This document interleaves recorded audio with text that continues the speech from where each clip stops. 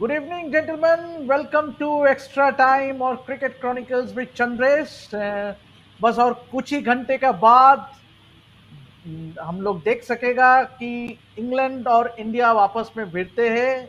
It will be a cracker of a test series.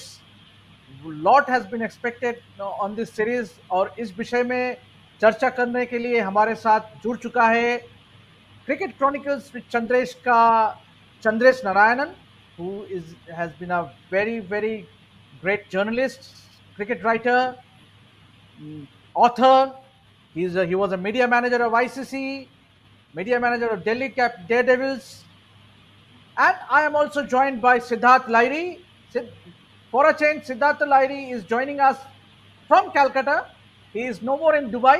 He is on a break for a few days.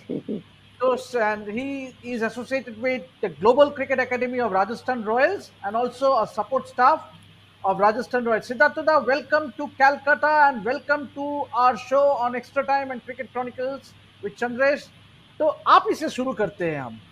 Siddharth, क्या लगता है क्या playing 11 होने जा रहा है? क्योंकि विराट कोहली ने आज प्लेइंग 11 अनाउंस नहीं किया। उसको कहा गया था कि have you decided on the opening pair since Mayank Agarwal got hit by a bouncer and will miss this test match? तो आपको क्या लगता है? Will it be KL Rahul? Will it be a Hanuma Vihari? तो क्या लगता है opening combination क्या देख सकते हैं हम? Firstly, welcome and thank you to both of you. Lovely to always interact with you guys.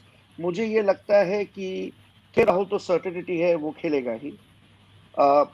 एक पोजीशन, अगर तुम्हें याद है, मैंने बहुत दिन पहले बोला था, एक पोजीशन बहुत क्रिटिकल है। विकेट का जो लुक है, उस विकेट की लुक में मुझे नहीं लगता कि दो स्पिनर्स खेलेंगे।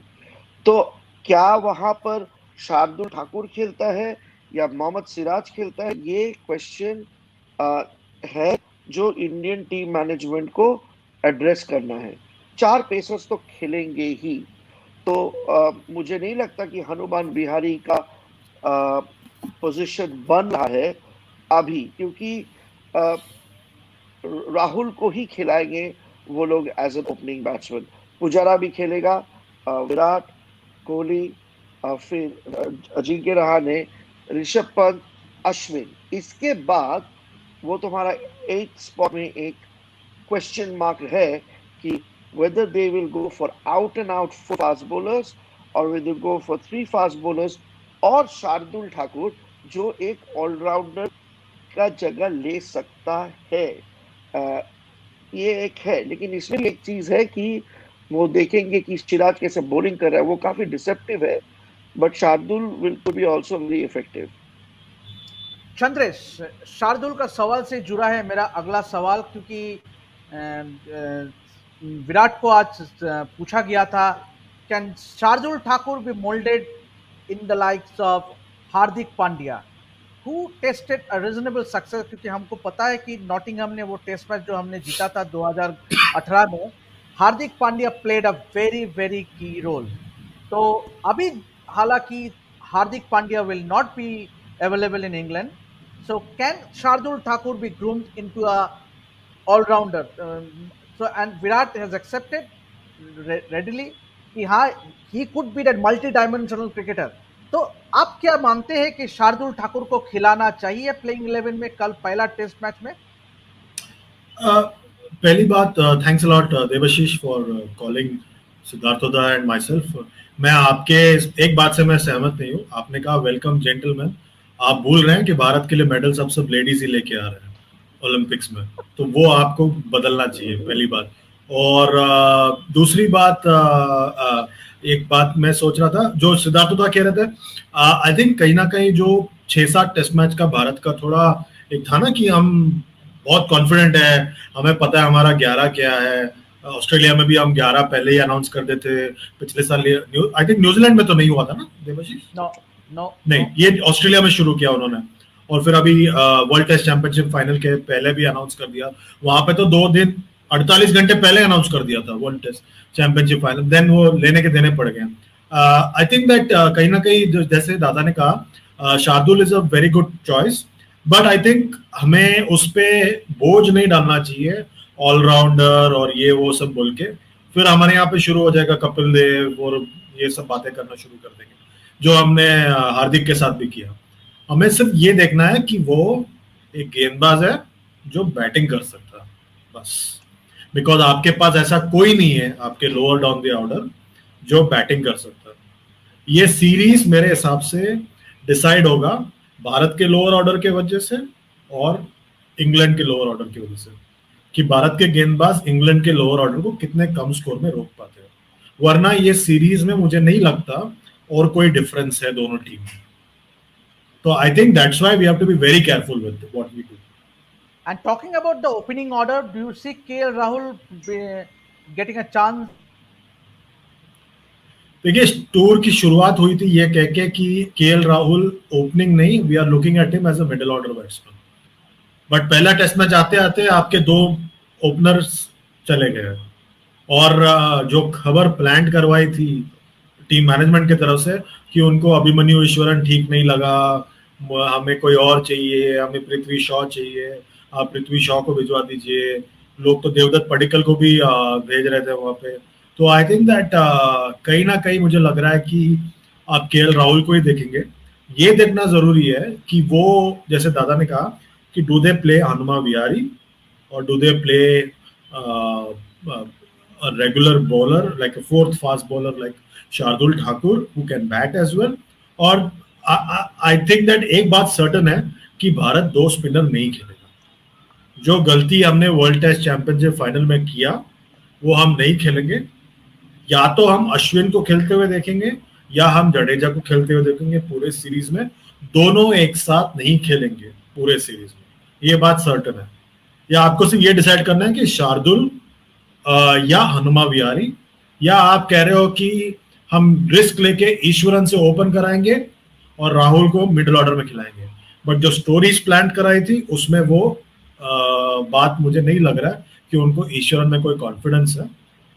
जिस तरह से मयंक अग्रवाल के बारे में भी स्टोरीज आ रही थी कि वो नेट्स में अच्छा नहीं लग रहा है, वो बल्लेबाजी कैसा कर रहे हैं, तो in that it's going to be interesting to see ये कैसे होता है। जी बिल्कुल। Siddharth, coming to Cheteshwar Pujara, Virat did make a very very big statement कि हाल ही में बहुत क्रिटिसिज्म हो रहा है चेतेश्वर पुजारा के बारे में, but it was good to see a captain coming forward and supporting his teammate कि देखिए आई थिंक तो ये सपोर्ट मिलना बहुत ज़रूरी होता है किसी भी प्लेयर के लिए, उनका कैप्टन का सपोर्ट। तो डू यू थिंक कि ये जो वर्ल्ड टेस्ट चैंपियनशिप का दौरान हमने देखा कि जो स्ट्राइक रेट को लेके बहुत चर्चा हुई थी, बट देन पुजारा's role in this series is going to be incredibly important. क्या आप मानते हो?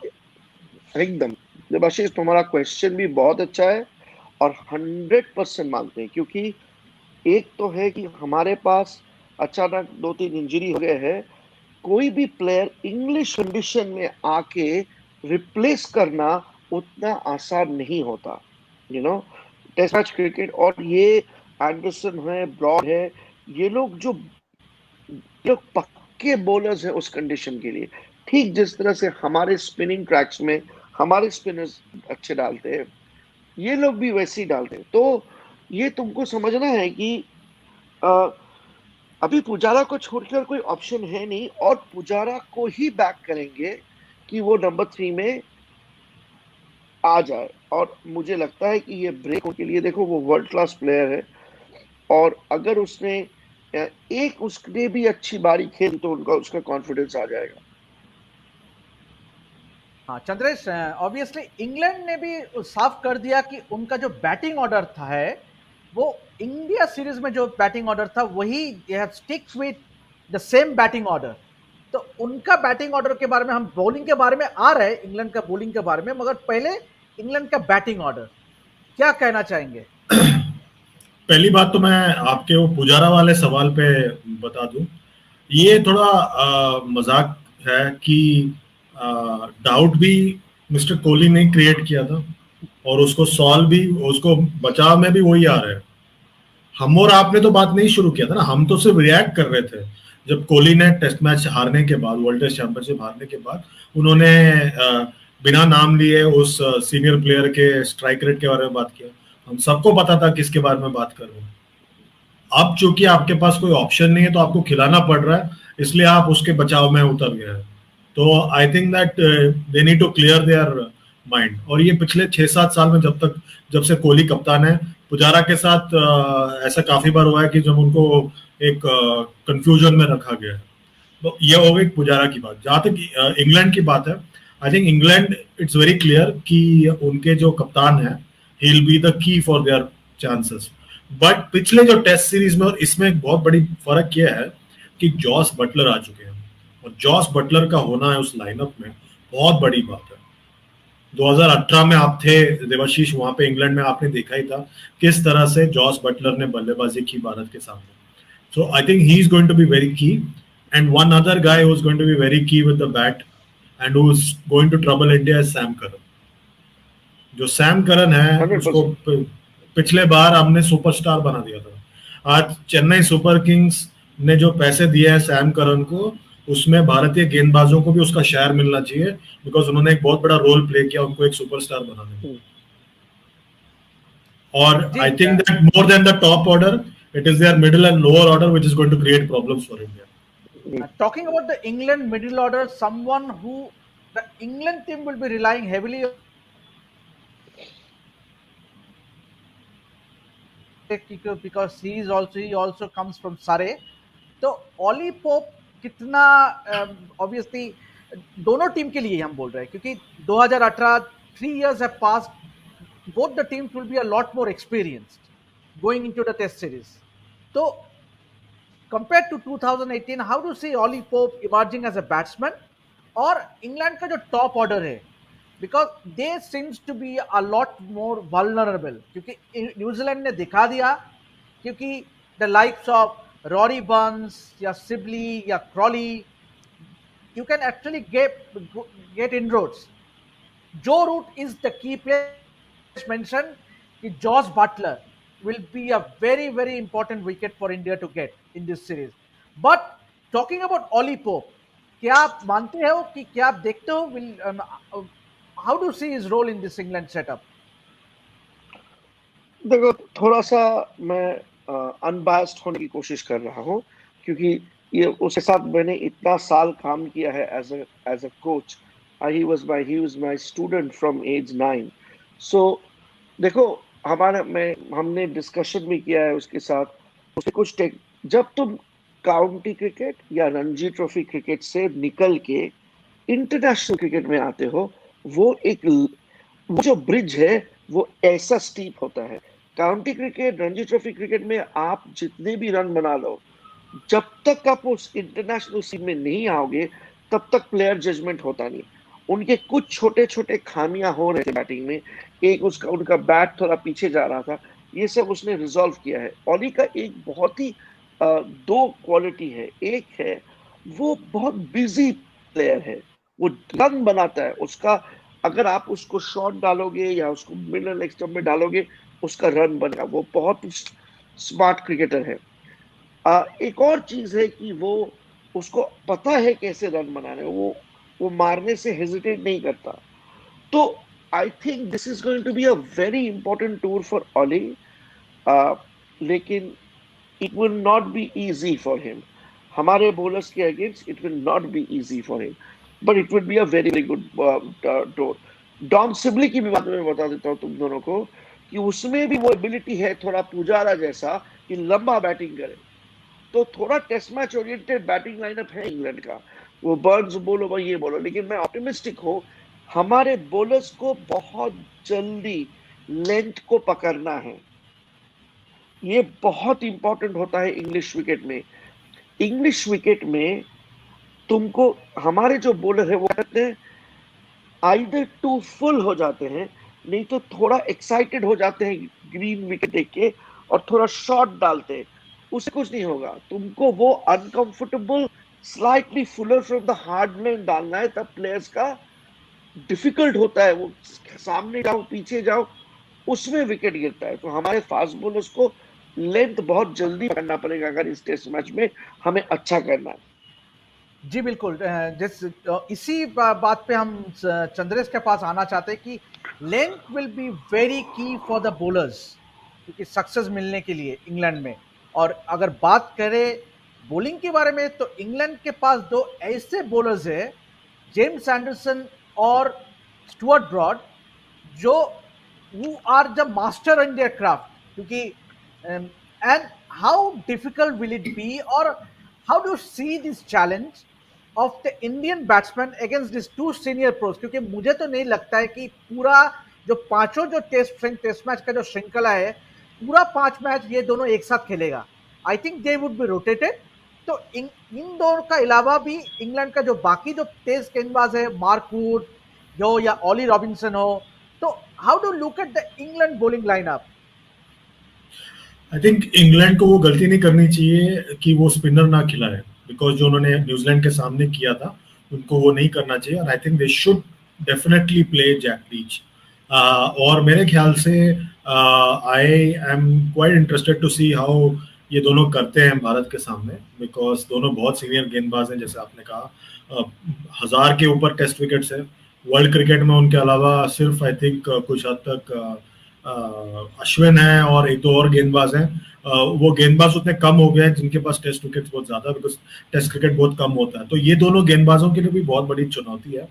आई think this is a make और ब्रेक सीरीज उन दोनों के लिए भी। अगर उन्होंने ठीक से नहीं किया भारत के सामने, शायद उन दोनों में से कोई एक ही जा पाएगा एशेस के लिए। तो आई थिंक ये बहुत बड़ी सीरीज है उनके लिए उस हिसाब से। और एक बात है जो मैं बताना चाहता था कि मैं अभी अभी वेदर फोरकास्ट देख रहा था, पहले दिन सनशाइन है, उसके बाद बारिश का बहुत बड़ा फोरकास्ट है रोज। तो आई थिंक 80 ये आप मत बोलो, क्योंकि वर्ल्ड टेस्ट चैंपियनशिप फाइनल में रोज हम एक शो करता था वेदर अपडेट देने के लिए, वो हम नहीं करना चाहते। हाँ नहीं, बट ये फैक्ट है, अभी मैंने अभी चेक किया। और वेदर बहुत बड़ा फैक्टर आएगा। बिल्कुल बिल्कुल बिल्कुल। मगर चंद्रेश और जेम्स एंडरसन और ब्रॉड को छोड़ के इंग्लैंड का जो बाकी जो पेस अटैक है, मार्क वुड, ऑली रॉबिन्सन और सैम करन, तो जो how do see the lookup of the England pace bowling attack? I think बहुत अच्छा है। मुझे लग रहा है मार्क वुड के पास स्पेस है, सैम करन बॉल के साथ बहुत कुछ करते हैं, ऑली रॉबिन्सन अलग स्टाइल है उनका। ऑली रॉबिन्सन को देखना पड़ेगा उनका मेंटल मेकअप कैसा है, बिकॉज इतना कुछ हो गया फील्ड के बाहर कि वो किस तरह से वापसी करते हैं, बहुत बड़ी बात होगी। तो I think that all in all उनके पास वेरिड पेस अटैक है, और ब्रॉड और एंडरसन के पास एक्सपीरियंस है। तो I think complete pace attack है। हाँ जी हाँ, अगर आर्चर होता तो बेहतर होता, वोक्स होता तो और भी बेहतर होता, बेन स्टोक्स होते तो माशाल्लाह तो एकदम बढ़िया होता उनके लिए। But I think that all in all I think they've got a very good pace attack and it's going to challenge India. And मुझे, जैसे मैं बार बार कह रहा हूँ, मुझे लग रहा है it's going to be a very very closely for test series which could well be decided कि किसका लोअर ऑर्डर बल्लेबाजी करता है बेहतर। क्या भारत इंग्लैंड के लोअर ऑर्डर को रोक पाएगा या नहीं? पिछले बार आपको पता ही है देवाशीष, आप थे वहां पे, वही था डिफरेंस दोनों टीम में। इंग्लैंड के लाइनअप में सिर्फ कुक गए हैं और एक दो और प्लेयर नए आए हैं, तो कुछ मेरे ख्याल से और कुछ बदलाव नहीं हुआ, ज्यादा बदलाव भारत के लाइनअप में हुआ।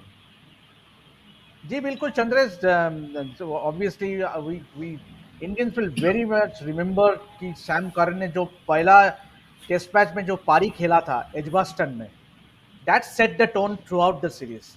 तो एक बात देवाशीष, एक बात बता दूं, ट्रेंट ब्रिज वैसे 2007 में एक जो टेस्ट मैच जीता था वो ट्रेंट ब्रिज में जीता था।